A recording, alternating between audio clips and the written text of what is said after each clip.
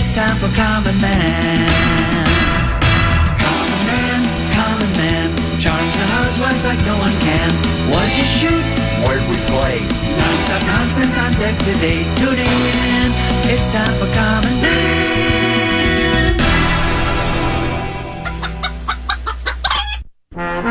Why should anybody aspire to be a common man, an average man? Do you realize what it means to be average? That means you're the best of the lousiest, and the lousiest of the best. Now, if we demand more and more for producing less and less, while the have-not nations encourage and inspire and indeed require hard work and maximum effort, if we deify the common men while they encourage and reward the uncommon ones, well, the end result of such a lopsided race as that is too obvious to require elaboration. And Peyton Manning takes the knee for the third straight time, and that should do it, folks. The final score of Super Bowl 41, the Colts 29, the Bears 17, and look at the pandemonium from the Indianapolis sideline down here in Miami. Colts spilling onto the field. Oh, and there we go, the Gatorade bath for Coach Tony Dungy, and it's Mike Doss applying the Gatorade bath. Good to hear from Mike Doss tonight as the Colts are your Super Bowl 41 champions. What do you think of my defense now? Columbia 300 launches a Spanish version of the website, and I think, as we know with everything going on right now in the United States with the Spanish speaking and everything, this is pretty huge, I guess, for them to take the step there to put a Spanish version website out. Well, I guess it's kind of got to happen because the Spanish are beginning to take such a stronghold in life itself, and they can no longer be ignored. Get back, guys. Here it is. The season's on the line. Two receivers left and right. McCown takes the snap. He steps up.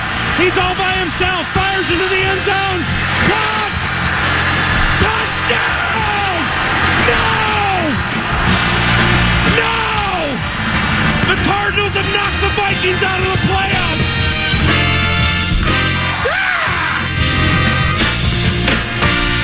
Wow, what a great knowing who was going to win the Stanley Cup playoffs before the Stanley Cup playoffs started. Mind. Wow, what a great knowing what it's been like for Joe Mauer to have bilateral leg weakness because Common thought he had bilateral leg weakness this weekend. Mind. He's the clown from Brown. He's the fourth in the North.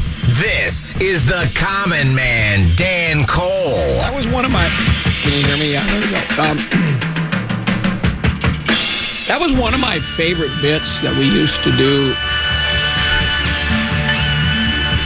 It all started when...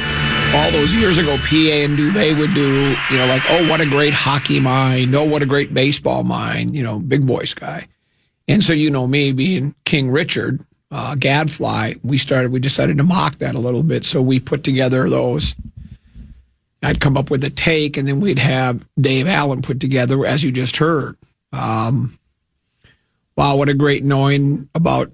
What was it, Joe Mauer and bilateral weakness? I don't even remember. Do you? I don't remember it at all. You probably don't remember. No. Most of these I don't remember. Like, what was the one you played just before that? I had no idea. I don't even know what I was talking about. Right? I never really do, but it's like most of these when you played. I had no idea we did that many of them too, and there must be hundreds. We got 3 pages worth. 3 pages worth, and I don't remember most of them. Who was going to win the Stanley Cup playoffs? Who was going to win the Stanley Cup? What a great knowing who was going to win the Stanley Cup playoffs before the Stanley Cup playoffs started. Mind. I probably predicted somebody would win, and they did, and then I thought I had a great mind for it. Well, because a lot of times it's really not that hard to figure out, right? Some teams are just so dominant that what are you going to do? I don't even remember the context of it, but that's neither here nor there. What is... I've got breaking news, Teneby. Really? It has nothing to do with popping tags. It has nothing to do with Kaprizov. Nothing to do with Anthony Edwards getting another suspension. this text came to me. It arrived at... Is it about Lou Nanny not doing the broadcast anymore? For the state high school hockey tournament? I was going to wait to break that for a little bit later. I wish you wouldn't have brought that up. That's okay. Do you turn your phone off at night? Or do you keep your phone on? See, I now turn it off at night because I feel like I know it probably doesn't drain the battery or wear it out sooner, but I've always thought, why would I leave my phone on 7 days a week, 24 hours a day, breakfast, lunch, or dinner? So I always turn mine off at night, and my wife has hers on. So because I know the first thing is, what if you got an emergency call? Yeah. But my wife, she has hers on, so I turn mine off. And the reason I ask is because when I turn it on, then a text message will come through, and it said the time that it comes through is the exact time I turned it on. So this text message probably came earlier. I don't know exactly when it came. I do know it came after 1:42 because I don't know if you saw my tweet at 1:42 in the morning. Did you see that? I did not. Yeah. Source is the Minnesota Vikings will not apply a tag to Sam Darnold by 3 p.m. Then I actually went to see, I wonder how many people do you think were up at that time and took a look at that by the time I went to bed? Because I went to bed, that was at 1:42 and I went to bed about 2:15. There were like 42 people still up at that time of the day checking Twitter. The first one, the response was go to bed. Yeah. Which was what I was about to do. Then somebody else took it serious and said, yeah, sources are on the internet. Well, yeah, of course I don't have any. It's the old bit. It's just that I just happened to wake up on the couch. I really wasn't up that late. I got up and I decided to do the bit because is it Schefter that's been accused of like he'll set a tweet to go out at like 2:30 in the morning, so people will go, man, that guy never sleeps. He's constantly digging. That's why he's Adam Schefter. When you know he's not up at 2:30 in the morning digging for news. He found that out a little earlier. And then he just went ahead and set it to because you can set the times you want it to be X'd out or tweeted out, whatever it is. But I received this. I don't know when it exactly came, but this was at 7:18 this morning. That's when I turned my phone on. Common bad news. I forgot I'm in St. Cloud on the 21st for my big boy job. Tommy Olson out from Flop, Sweat, and Tears. No! You've got to be kidding me. How devastating was that? It's like the third time I've asked him, and this is the third time. This is the furthest he got. He always said he wanted to do it. This is the first time he really committed. So then I text him back right away. Show isn't until 8 o'clock. I mean, your job, you're a sales guy. He told me, I asked him, what do you do for a living? I asked him this a couple of days ago. He goes, well, I'm a salesman. So I got to think, what are you selling at 8 o'clock at night, right? And, you know, unless it's a whole multicolored galaxy of uppers and downers and screamers and laughers, you're a drug dealer, right? So then I hear nothing from him. So then at 10:35, I sent him a text that says, it's stage fright, isn't it? You started thinking about being drenched in flop sweat. He said, no, I swear I'm up in St. Cloud for March Madness. I totally forgot. Where are you playing next? Well, March Madness and his job, aren't those two different things? So I think his buddies are going to be up there, you know. Sure. So you either want to do stand-up or not. You might be missed. This could be your big break. Maybe it's a negotiating ploy to have you offer more money. Well, I haven't even offered him any money. Oh. I mean, we haven't even offered him a red cent yet. Do you think he really has something going on the 21st, or do you think it's flop sweat? Do you think it's stage fright? I will say I've interacted with him on booking him for Program Password. Yep. And there have been times where he's committed. And then like 2 days later, oh, no, I forgot I'm already doing this. But he definitely wants to play Program Password. Okay. Like he's as into it as anybody. Okay. So it might just be his personality of maybe being a little aloof. So maybe he's Tommy A.M. Olson absent-minded, right? He just, you know, because I will forget things as well. I mean, I think we all do. There are times I will book something and then all of a sudden I find out, you know, I forgot I booked that or whatever the case may be. So for those of you, I'm sure. Are you giving refunds now to people who bought tickets? What I was going to say. If you did, no, there's no money, no deposit, no return. Do you think after the announcement yesterday that he was officially in, how many tickets do you think we sold to Flop, Sweat, and Tears over at Bogart's on March 24th? 3. I think that might be a stretch. But yeah, 3. So those 3 people, I'm sorry about that, but he's not going to be there. Unless Couldn't we do something? We put a big screen up at Bogart's and he could do one of those Zoom kind of stand-up comedy things? Well, you could act like it's a Zoom and he really just taped it ahead of time. Well, that could be true. He could just tape it ahead of time. And you know why I was up so late last night? I was putting together a set, working hard, putting together, writing his material for him. I could do Tommy Olsen better than Tommy Olsen can do Tommy Olsen, and I'm not Tommy Olsen. Because it's not hard to do. You just say really dumb things, right? And then you just That's all he has to do. Say something and then laugh like that. He would get he'd get plenty of laughs. So Tommy's out, which means we're doomed. That's devastating. I mean, look, you want to know the truth of the matter, Tennessee? Do you know why we invited Tommy Olsen? The number one reason? Ticket sales have been moribund to tepid lately. As I say, desperation. Well, that's it. And so we're like, well, maybe if we get somebody else, try to freshen it up a little bit. Yeah, just throw somebody else. Throw fresh meat to the crowd. Maybe they'll gobble it up, and we'll sell more tickets that way, and it won't be such a failure. But now I don't know what to do because Marnie can't. I checked her schedule. The Wolves play that night. No! So she's... What about Rosen? He's not even remotely funny, even with a teleprompter. So it's an inside joke line. No, I don't think Rosen wants to do it anymore. I think he's one and done.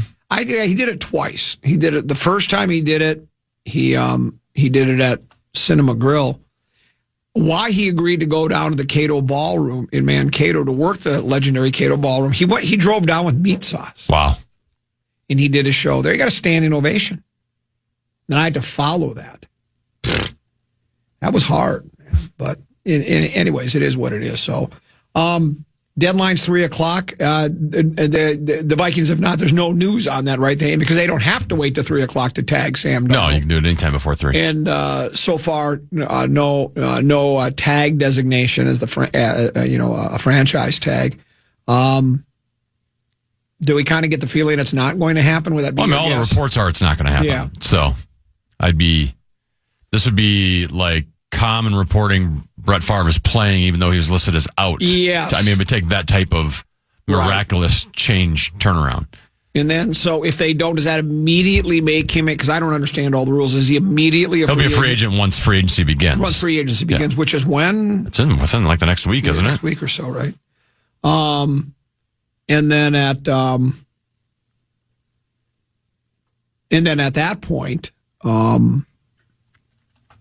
we'll find out what his real value is around the National Football League because, I talk about it. Is there a guy getting more press in the National Football League than Sam Darnold is right now? Because I guess he is considered, most important position in football. Had the breakout season last year after 4, 5, 6 years of just mired in mediocrity at best. And then he has the brilliant year last year. We all know about the last 2 games of the season, particularly the Detroit game.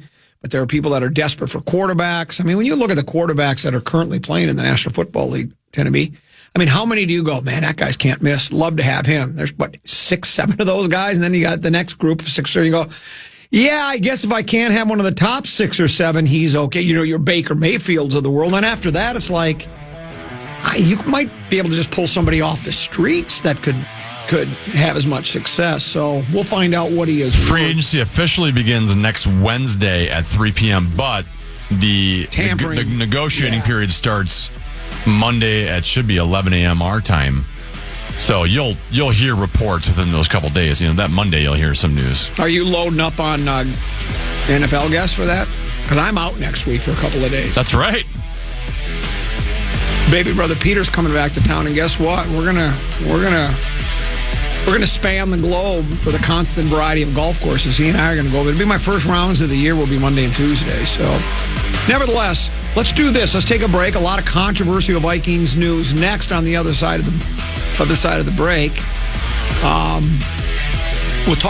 We're gonna talk Twins middle relief as well. That'll be good. And then we might even talk about. Boy, here's the one I really want to get into. Wild's third line. Those are some of the topics that we're going to dive into on the other side of the break. Boy. Common Man Program on the Fan. You got a keyword? Are we trying to put a grand on somebody's hand? No keyword. No keyword today. No, just like yesterday. How about this? And last week. How about if we do a keyword today and I'll try to put like $1.25 into somebody's pocket? Give them $1.25.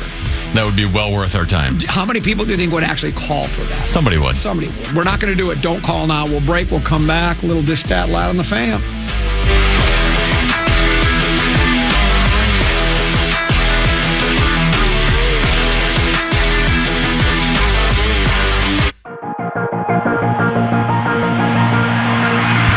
Chime in what's happening with your favorite KFAN program. Make your voice heard on the Bradshaw and Bryan text line. Let us know what you have to say by texting your message to 64686.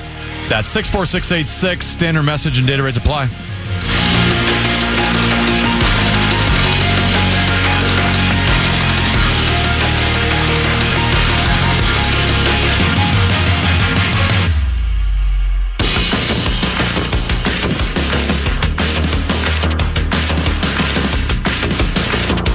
Couple 13-14 past Common Man program. Someone suggested we bring back the keyword contest.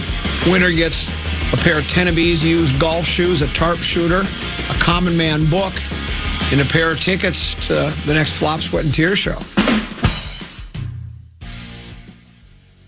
Boy, if you broke somebody's window, that wouldn't just not fill the dashboard. You'd have to fill the entire front seat. How big is that tarp shooter? When you used to sell them and deliver them? Oh, it's the size of a hockey net, so it's 6 by 4, 6 feet by 4 feet. Yeah. Well, you can roll it up. Yeah. If you put it, if you wanted to leave it in somebody's SUV, you'd probably have to break out the back window, right, and shove it in that way. So I don't think we're going to give away any of those anytime soon. So this is what it's come to. Somebody sent a text message, and I'd forgotten all about this bit, Tenneby. Speaking of $1.25, how much does Tenna have in his Dots candy account that we used to play? Remember that bit? I'd open up a miniature box of Dots, and then I would ask you to tell me how many colors there are. Well, guess what, Tenneby? Well, the Dots are back. I've got a box of Dots right here. There's 6 of them. What are their colors? Did I give you any hints at all before, or did you just have to guess? That's just flat out guess. I'm going to go. Now, do you have red and pink? Can you decipher the difference between? Yes, there are. Okay. Yeah, I can decipher the difference. So I'm going to go 2 red, 1 pink, 1 green, 1 yellow. Is there an orange? There are orange, yeah. 1 orange. There's only 2 different colors of the 6. What do you think those colors are, and how do you think Seems they're like red's always the most popular. There you go. So red, how many red, though? Let's go 4. There's 4. There's 2 of one other 2 color. yellow. No, green, your favorite. So this would be my favorite. Christmas color, like. My favorite and your favorite. It looks like a wild hockey jersey. Did they still use those ugly jerseys, or did they give those up finally?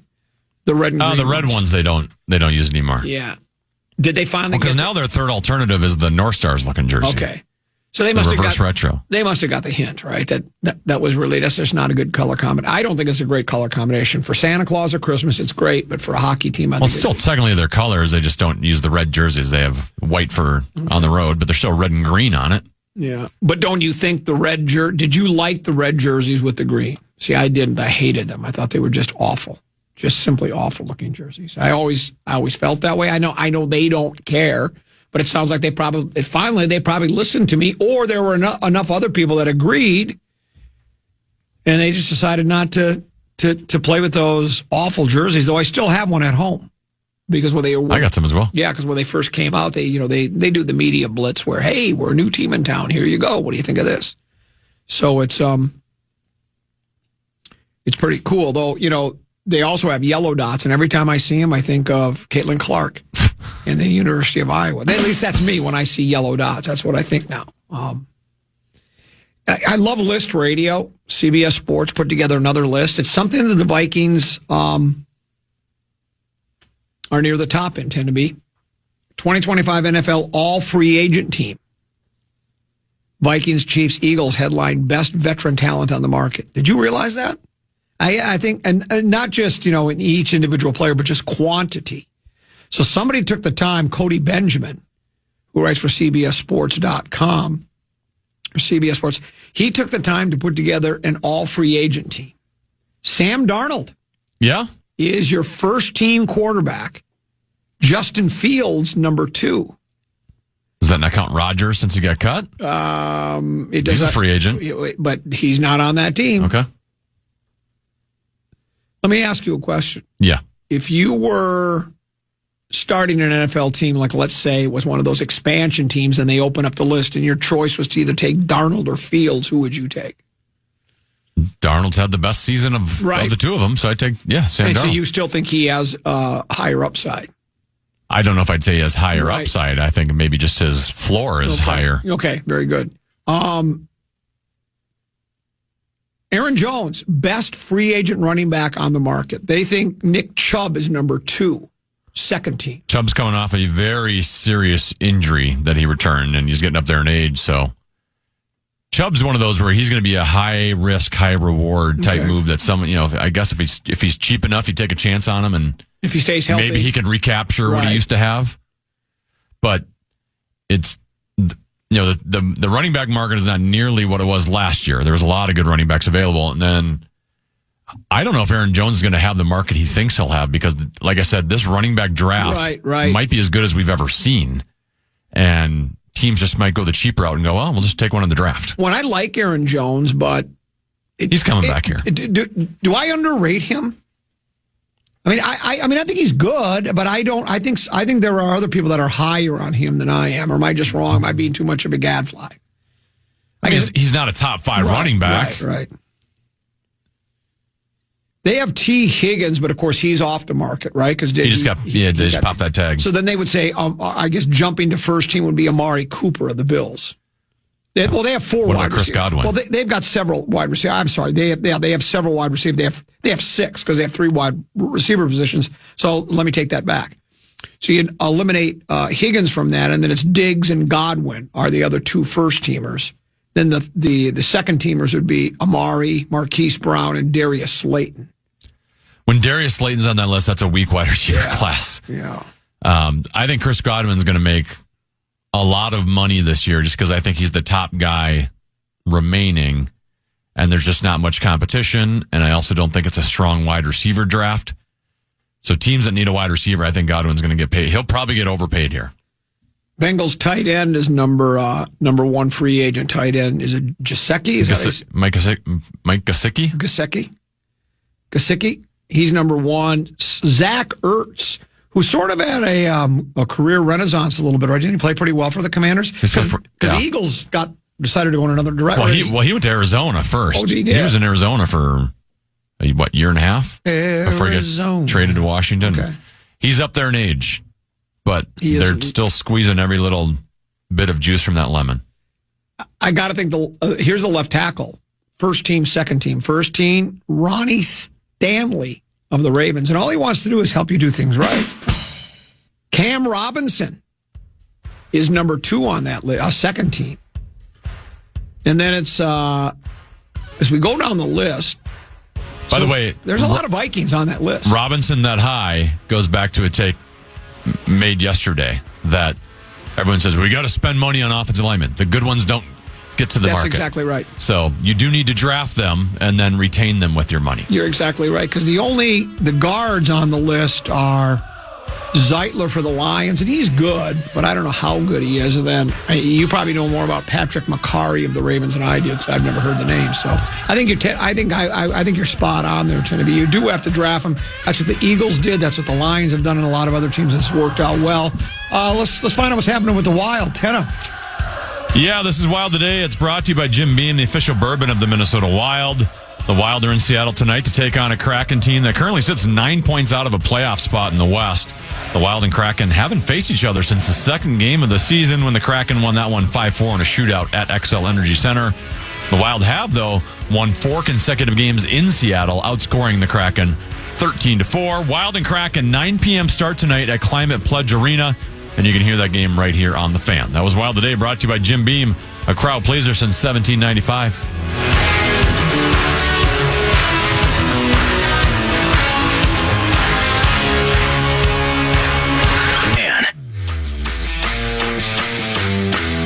The ultimate day of heavy metal is coming to Somerset Amphitheater. Heavy metal. Don't miss out on Summer of Loud 2025 on July 11th with performances by Parkway Drive. Parkway Drive. I Prevail. I Prevail, and so do you. Beartooth. Beartooth. And more. Get full show and ticket details now at KFAN.com. Keyword calendar. You know what I learned last night, Tennessee? There are roughly only 140 Gobi bears left on the world. Not Yogi Bear. Gobi Bear. What's a Gobi bear? From the Gobi Desert. Oh. I didn't know bears lived in the desert. I think they said the Gobi Desert is like 500,000 miles of nothing but just desert wasteland. And so, this is what the bear does its entire existence. It wanders around looking for water. That's all it does.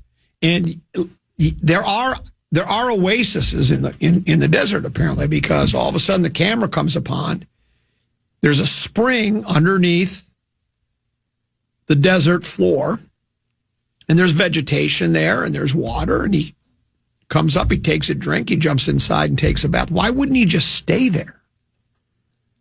I mean, you would think he's got to be smarter than the average bear. Why would he leave? If once you find the oasis, if you have 500,000 miles of nothing but desert wasteland, and you're wandering, it says it spends its entire day, its whole lifetime is spent just looking for water. I would just stay when you found the oasis, but that's a whole nother thing. The Gobi, and I think there's only like very few females, so let's just say that she's got her pick of the litter. That's what I'm trying to say is what they find. They popped the tag? No, but it is NFL breaking news from Ian Rappaport. The Philadelphia Eagles rewarded running back Saquon Barkley with a contract extension. 2 years, $41.2 million, $36 million fully guaranteed at signing, and highest 2 and 3 year cash in NFL history. $15 million in incentives is still live from last year, so he is the first $20 million running back. What did he sign for last year? Do you remember what that number was? I thought it was like 12 and a half. I'll have to look it back up. I begged the Vikings to sign him, but they wouldn't listen to me. They had no interest. Zero interest in signing Saquon Barkley. It's true. It's not after the fact. It's not hindsight being 2020. I said sign Saquon Barkley, and the Vikings did not do it. Charge thought I was nuts, but they would have done that. So, well, good for him.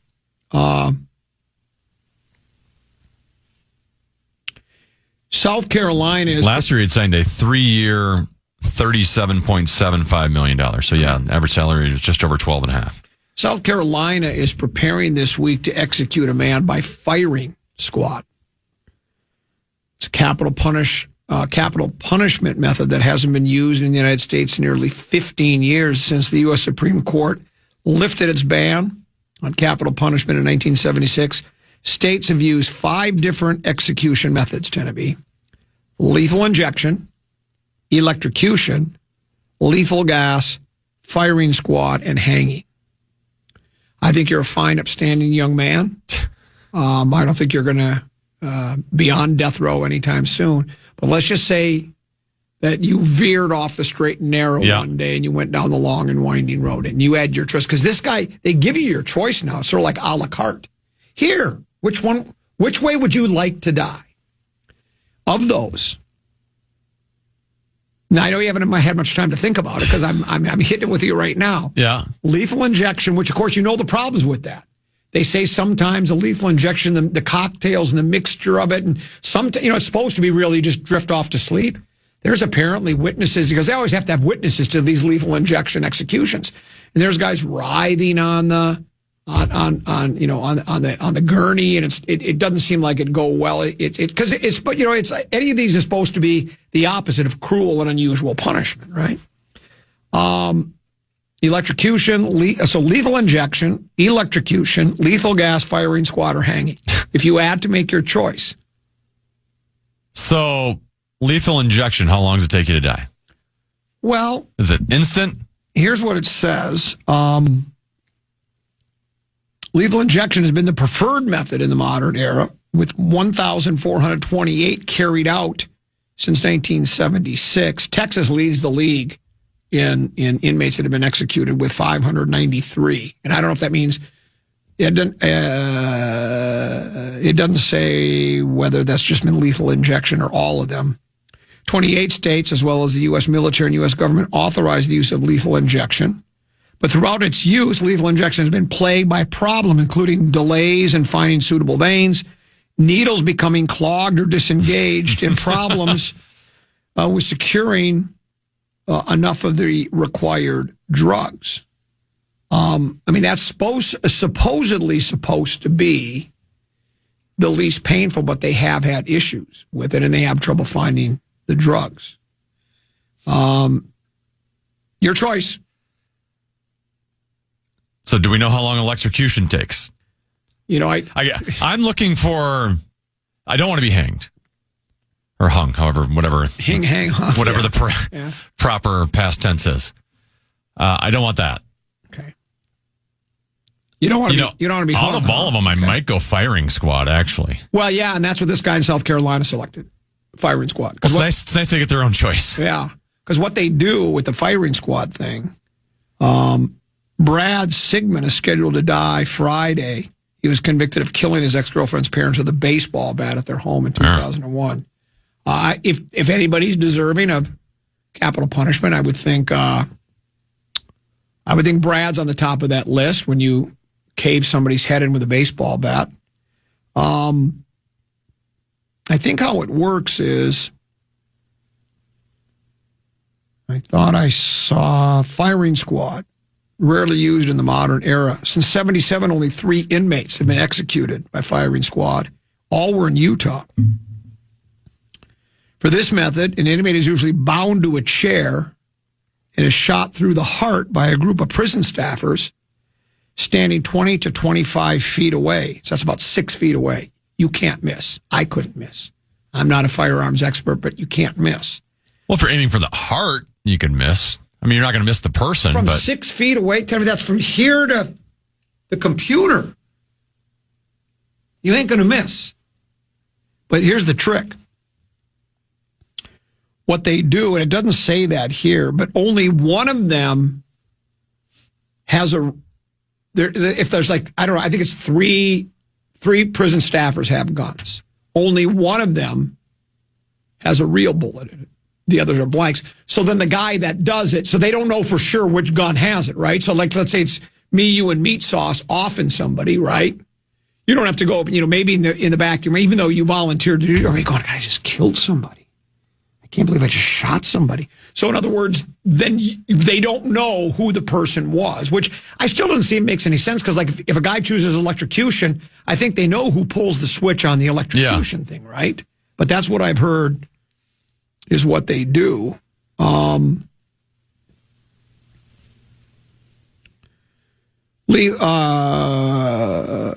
Use of electrocution is down since 2000. In this method, that doesn't sound like fun. A person is strapped to a chair and has electrodes placed on their head and leg before a jolt of between 500 to 2,000 volts run through their body. The last electrocution took place in 2020 in Tennessee. Texas used electrocution from 24 to 64, killing 361 inmates. The electric chair Texas used, nicknamed Old Sparky, it's now displayed at the Texas Prison Museum in Huntsville, where the state's death chamber is located. So they actually have a prison museum. Hey, this is the chair we used to use to kill people. You want to sit down in it for a second and see what it was like? I guess they kind of do that. Like I did a tour of Alcatraz once when I was out in San Francisco. It's the same thing. You get a tour of where everyone, not necessarily death penalty related. I did a tour of Alcatraz too. I was there for 2 to 4 on a trumped up bunco charge. Lethal gas is authorized as the default execution method in 8 states: Bama, Arizona, California, Louisiana, Mississippi, Missouri, Oklahoma, and Wyoming. From 79 to 99, 11 inmates were executed with this method, in which a prisoner would be strapped to a chair in an airtight chamber before it was filled with cyanide gas. In 2024, Alabama revived this method when it became the first state to use nitrogen to execute Ken Smith.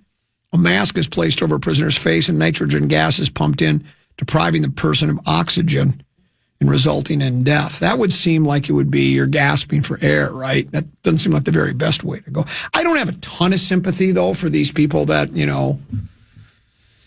are being executed. I mean, when you cave a couple people's, your ex-girlfriend's parents, you kill them with a baseball bat. I'm not going, well, poor guy. He's got to get electrocuted. I'm sorry. Do you see what I'm saying? Sure. I don't really find a lot of sympathy. I've always thought, if you're a pro. Oh, this one says I was wrong as far as this one says. I have it backwards. Only one bullet is blank. Because you can't count on one bullet killing the guy. So I would think from that close, from 6 feet, one bullet to the heart, you'd be donezo. Much like if what's his face was wrestling a wolf.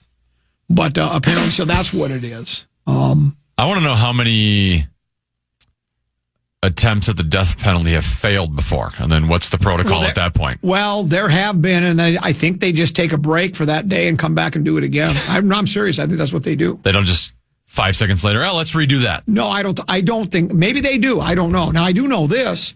I was always of the opinion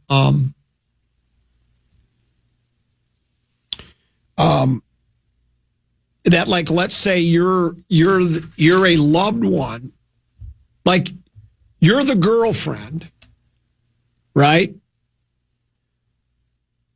of the guy that caved in your parents' head with a bat. You get to decide. You get the option. Yeah, you get the option. And I've always thought, like, and this is probably why I'm not in charge of anything. As I've said, well, if you caved somebody's head in with a baseball bat, that should be your method of execution. Eye for an eye. Someone should be able to cave your skull in with a baseball bat. Hopefully just not Miguel Sano.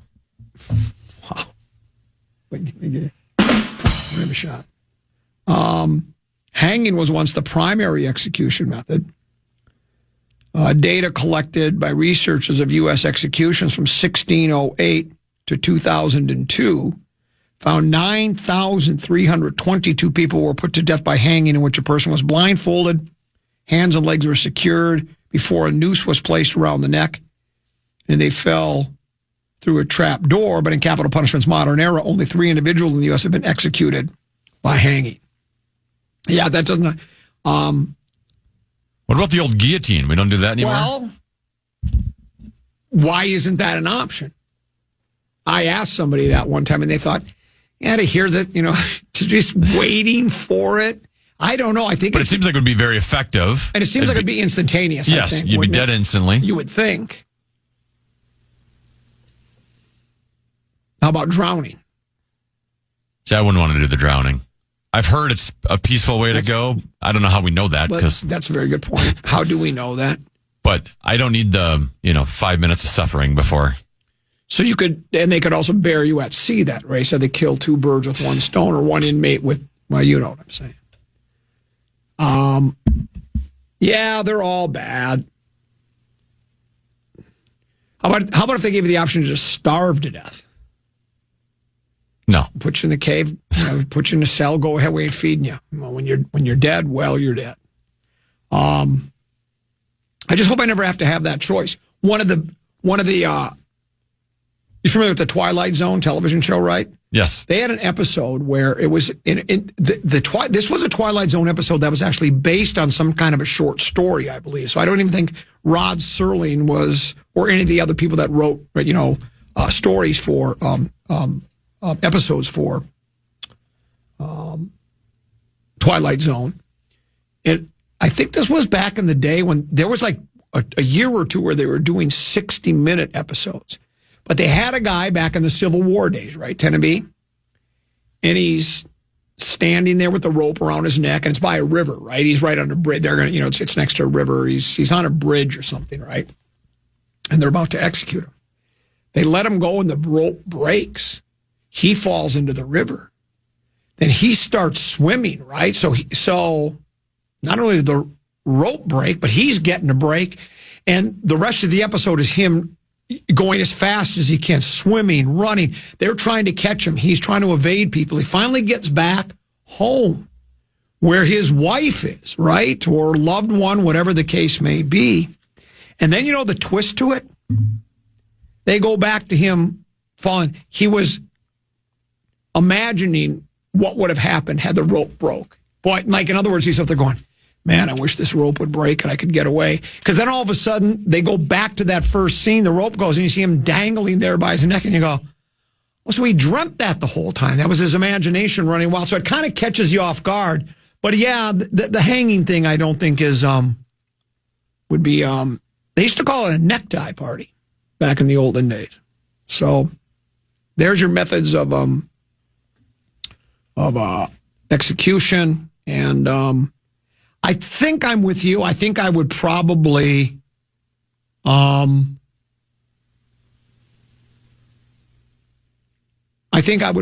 go with the firing squad. Get it over. Yeah, just get it over with. Yeah. Just get in and get out. So that's that.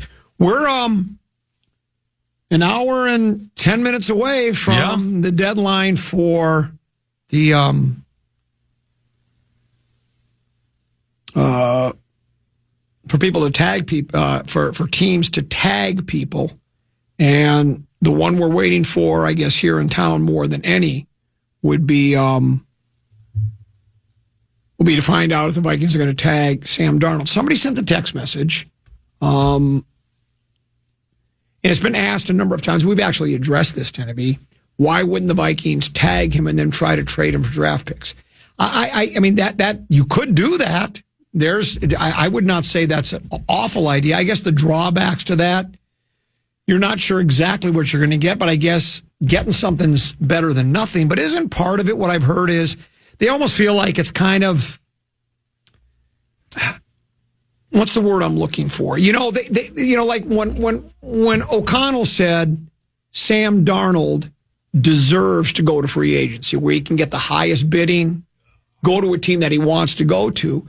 If you tag a guy with the intentions of trading him, and it is big business, man. This is football, right? Every jobs and legacies are on the line if you're coaches, general manager, and that. But then that guy that you said, hey, he deserves to be free agency, you're locking him into going to a team that he might not really want to go to. He might not get as much as he could on the open market. I mean, I don't know if Darnold would get more than $40.1 million a year, because I think that's what he would get. But I think that's the other thing. It's almost like you can't do that to a guy. It's almost like it's dirty pool. Isn't that part of the logic as well? I think that's part of it. I also think there's a lot that goes into it. I just don't think it's a very good idea, because if he goes off to free agency and signs somewhere else, you're getting a compensatory pick for him. Yeah. So you're going to get a draft pick. You're not letting. A couple of people tried to tell me that's not guaranteed, that more goes into that. It's never guaranteed. Okay. But right. I'm under the understanding, because of the amount of money he could potentially sign for, that you'll get that's why, they got a compensatory pick when Cousins left. Okay. Depending on how much money you make in your free agency. But, so you also have, teams that need a quarterback. Are they going to spend draft capital to get him when they know he could also just be a free agent? Correct. So you're unlikely to get a whole lot for that. I forget the other point I was going to make up. But and you're also he now would basically just have like a no trade clause, because he's determining now. Right. Even though you could trade him, he can choose where he wants to go, because no team is going to acquire him unless they are signing him to a contract extension to go with it. Like, teams aren't just going to spend $40 million on him for 1 year and then potentially lose him again. Yeah. And you gave up. So it basically like, you're just giving him a no trade clause, because he's still going to determine what team he's going to. It's basically like free agency. So you would now then risk having him on your roster for $40 million if he can't get traded. Either way, I think we're 1 hour and 6 minutes from the J.J. McCarthy era beginning in Minnesota for good. Right? Well, the reports are, even like Schefter today, saying the Vikings are still interested in re-signing him. I think the Vikings have a price they don't want to go over. Right.